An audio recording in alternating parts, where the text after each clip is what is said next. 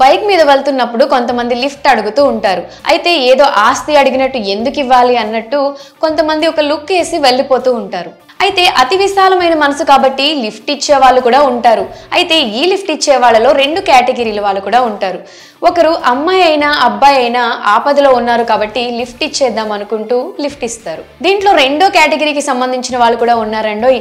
వీళ్ళు అమ్మాయి అడిగితే మాత్రమే లిఫ్ట్ ఇస్తారు. లిఫ్ట్ ఇచ్చే వాళ్ళలో కేటగిరీలు ఉన్నట్టే లిఫ్ట్ అడిగే వాళ్ళలో కూడా కేటగిరీలు ఉన్నాయి. ఇందులో నిజాయితీగా ఉండి లిఫ్ట్ అడిగేవారు ఒక రకం, నిజాయితీగా ఉన్నట్టు నటించి దోచుకునే వాళ్ళు ఇంకో రకం. ఇప్పుడు మనం చెప్పుకోబోయేది 2వ రకం వాళ్ళ గురించి. మీరు రాత్రిళ్ళు ఎవరైనా అడిగితే లిఫ్ట్ ఇస్తున్నారా? మీది విశాలమైన మనసా? అయితే ఈ లిఫ్ట్ ఇచ్చే ముందు కాస్త ఆలోచించండి. ఎవరికి లిఫ్ట్ ఇస్తున్నారో తెలుసుకోకపోతే ప్రమాదంలో పడే ఛాన్సెస్ కూడా ఉన్నాయి. అవునండి, లిఫ్ట్ అడిగి పర్సులో ఎంత ఉంటే అంత దోచుకెళ్లిపోయే దోపిడీ దొంగలు నగరాల్లో ఎక్కువైపోయారు. రాత్రి అయితే చాలు వాహనదారులను కాపు కాసి లిఫ్ట్ అడుగుతారు. కొంచెం దూరం వెళ్ళాక ఎవరూ లేని సమయం చూసి బంగారు ఉంగరాలు, గోల్డ్ చైన్స్, డబ్బులు ఇలా ఏది కనబడితే అవి భయపెట్టి లాక్కెళ్ళిపోతారు. ఇప్పుడు ఇదే ట్రెండ్ నడుస్తుంది. ఈ నీచానికి పాల్పడుతుంది మహిళలు కావడం చాలా బాధాకరం.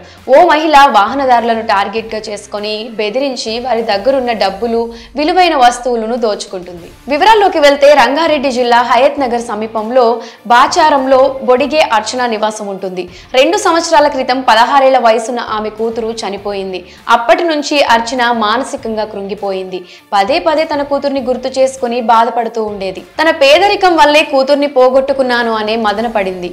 అదే సమయంలో అర్చన మరో వ్యసనానికి బానిసయ్యింది. ఈజీ మనీ కోసం ఫోన్లో ఆన్లైన్లో గేమ్స్ ఆడింది. కానీ దురదృష్టం ఆమెను వెంటాడింది. ₹1,00,000 వరకు డబ్బు పోగొట్టుకుంది. అప్పటి నుంచి డబ్బు సంపాదించాలన్న కోపం కసి పెరిగిపోయింది.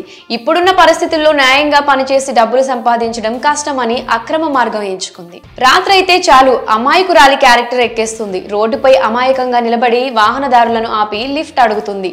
నాకు అర్జెంట్ పని ఉంది, కాస్త లిఫ్ట్ ఇస్తారా ప్లీజ్ అంటూ రిక్వెస్ట్ చేస్తుంది. కొంత దూరం వెళ్ళాక వాహనదారులను మాటల్లో పెట్టి పక్కకు ఆపమని చెప్తుంది.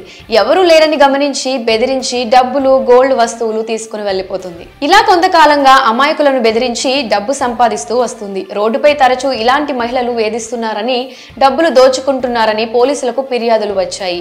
ముఖ్యంగా అర్చన బాధితులు పోలీస్ స్టేషన్లో ఫిర్యాదు చేయడంతో రంగంలోకి దిగిన బంజారాహిల్స్ పోలీసులు ఆమెను ట్రాక్ చేసి పట్టుకున్నారు. అపరిచితులకు లిఫ్ట్ ఇచ్చే ముందు జాగ్రత్తగా ఉండాలని పోలీసులు సూచించారు. మహిళలే కాదు, మగ దొంగలు కూడా లిఫ్ట్ అడిగి కొంత దూరం వెళ్ళాక దాడి చేసి బైకులు ఎత్తుకెళ్లిపోతున్నారు. కాబట్టి రాత్రులు లిఫ్ట్ ఇచ్చే ముందు జాగ్రత్తగా ఉండండి. మరి ఈ విషయాన్ని మీ ఫ్రెండ్స్ అండ్ ఫ్యామిలీ మెంబర్స్ కి కూడా షేర్ చేయండి.